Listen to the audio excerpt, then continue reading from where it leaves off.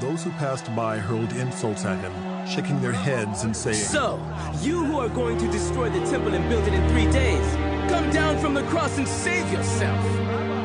In the same way, the chief priests and the teachers of the law mocked him among themselves. He saved others, but he can't save himself.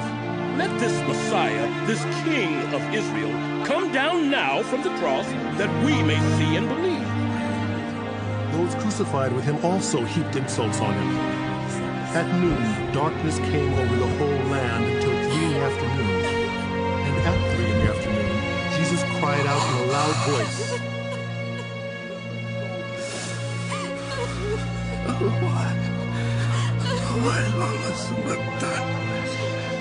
My God!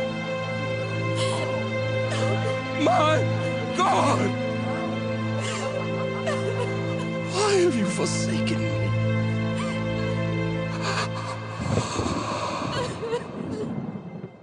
When some of those standing near heard this, they said, "Listen, he's calling Elijah."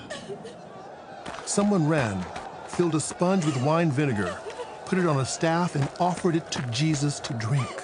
"Now leave him alone. Let's see if Elijah comes to take him down," he said.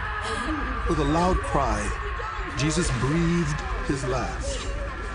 The curtain of the temple was torn in two from top to bottom. And when the centurion who stood there in front of Jesus saw how he died, he said, "Surely this man was the Son of God."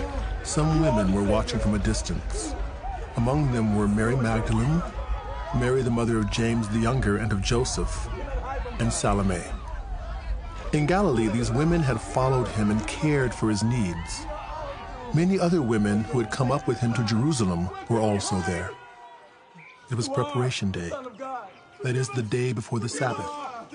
So as evening approached, Joseph of Arimathea, a prominent member of the council who was himself waiting for the kingdom of God, went boldly to Pilate and asked for Jesus' body.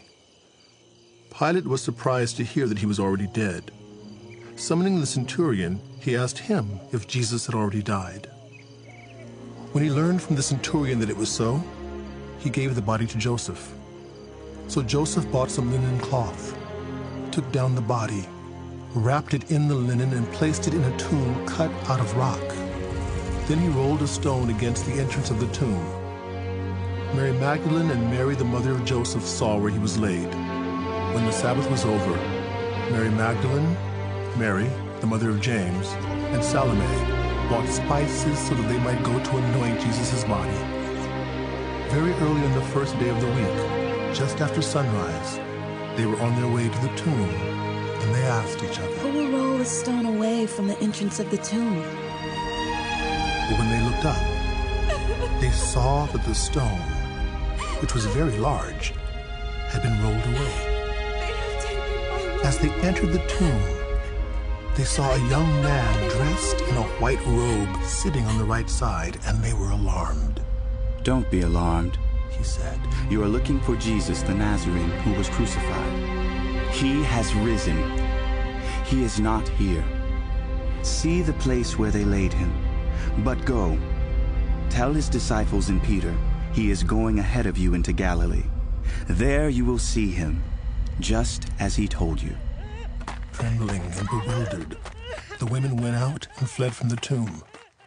They said nothing to anyone because they were afraid.